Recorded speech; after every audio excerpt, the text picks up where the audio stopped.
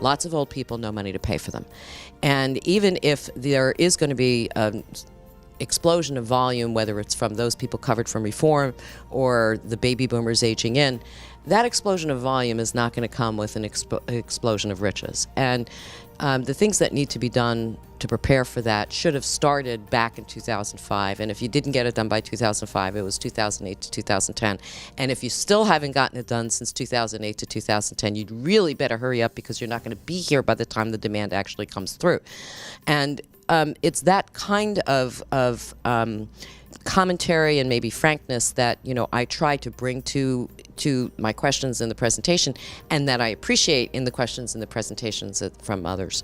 So this time, my presentation is called Dishing It Up, which is basically all about the impact of reform on the hospital and healthcare sector, but it really can go in any direction. It's the framework and the outline for what I think will end up being some commentary about other presentations that have been done, because I can't resist, but also to inform the group, most importantly, on the Wall Street view of the hospital sector and what we're seeing these companies do, and how we're seeing them battle through some of the day-to-day issues like low volumes and pressures on reimbursement, and one of the most vigorous anti-Medicare fraud environments and compliance environments we've ever seen.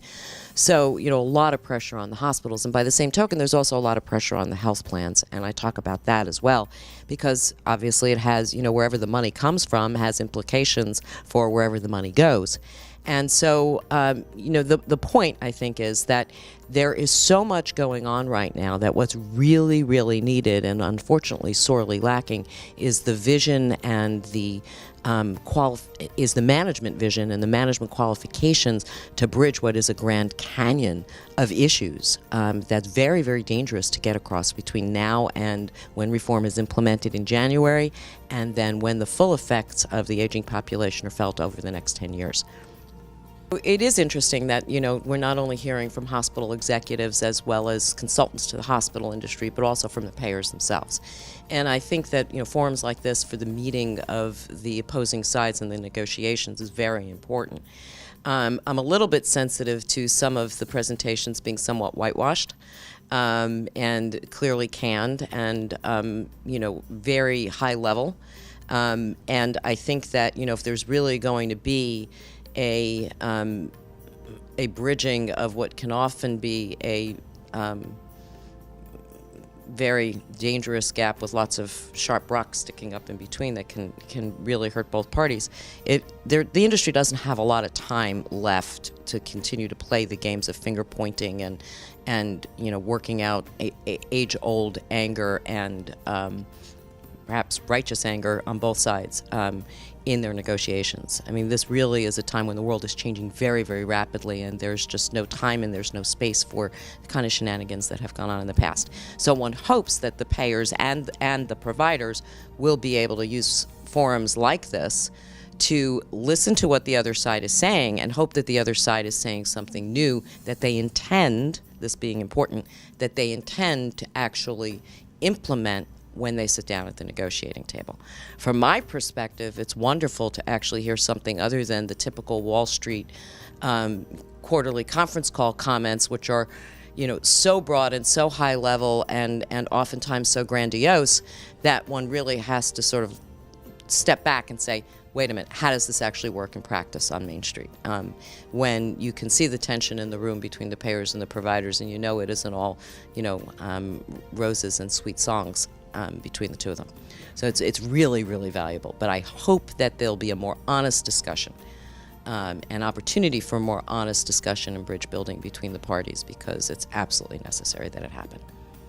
So what I'd like people to take away from the presentation is, the points are as follows. One, the publicly traded for-profit hospital companies are facing the same issues that the not-for-profits and the large regionals and smaller individual hospitals are facing. They're all in the same boat.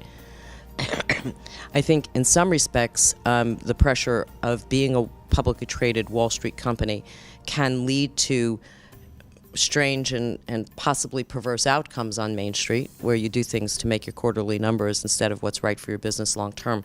But by and large, I'm not seeing, most of the hospital companies are not doing that. And that's actually very comforting, that they are in the same boat. I think they're all focused on making these very difficult and challenging decisions, trying to cope with many of the same very difficult and challenging issues, to move the businesses to a point where no matter what happens with reform, and no matter what happens with Medicare reimbursement or Medicaid reimbursement for that matter, that these hospitals will be able to survive and fulfill their mission. And they're trying to bulletproof their operations. And so I'd like to convey that. I'd also like to convey some of the tension between the health plans and the hospitals that we're seeing, and where there is tension, and where, Wall Street is hearing that there's less tension, and have people compare notes on that. And then finally, I'd like them to also come away with a view that the world for the publicly traded for-profit hospitals has been a whole lot of fun over the last year in terms of what's happened to their stock prices. There's been a very simple trade going on that reform is good for hospitals, therefore by hospitals. And that trade is getting a little long in the tooth, and now it's going to be, okay, if it's so good, you better show me how good it is. And so I'd like them to come away with an understanding of, why did the hospital stocks go up so much when they're looking at the world and they're not seeing things being quite so rosy as those stock prices would suggest, and then what's likely to happen going forward. I think the Wall Street perspective is that this is a very, very dangerous time, especially for health plans. But what I'll say, that's the broad view, that hospitals seem to be gaining the upper hand in many of these negotiations between the health plans and the hospitals, where the announced contracts are being struck at prices very close to commercial managed care rates. So hooray for the hospitals, boo-hoo for the health plans. And frankly, it's quite an embarrassment for the health plans, because they were all talking about Medicaid. And Medicaid can be a third of the price per average case of a commercial managed care plan. So this is a big deal for the hospitals. I think that, however, the real messaging here is it's really hard to see how those exchanges are all going to get up and running and be successful by October 1. And there is very, very little understanding of what happens if those exchanges aren't up and running, what happens if nobody shows up, you throw that party and nobody comes. And then, what happens to the hospitals who have been, pretty much banking on having their bad debts relieved.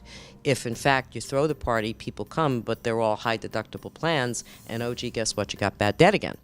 So, unfortunately, between here and there, there's really not that much that's really set in stone or well understood.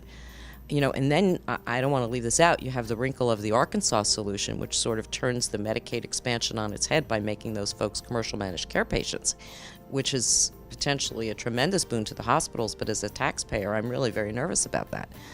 So there's so much unknown. Patients who fall into the Medicaid gap, what do you do with them? Are these exchanges going to work? Give the party, will anyone show up? If they show up, what is their behavior going to be like? Will there be more volume? Will there be more volume but more bad debt? None of these things are known. So what we know generally about 2014 is, for every person who was uninsured who rolled through your emergency room and you treated, you will now get paid something. That we know. Yeah, I think that the hospital companies that I follow, that I'm close to, are as prepared as they can be right now. I'm a little bit worried, though, that some of them are talking about taking on risk, managed care risk, and doing population health management, when frankly they have no business doing it and they don't have a clue how to do it, and they've never been successful doing it even when they tried to do it in the past. So I'm a lot worried that, if it's not just saying words because they sound good and you should be saying them because that's what Wall Street wants to hear, and it really is an ongoing strategy, it's an extraordinarily risky strategy for some of these folks. They're just simply not really terribly good at managing risk. And so I worry about that a little bit. But by and large, they are doing what they can.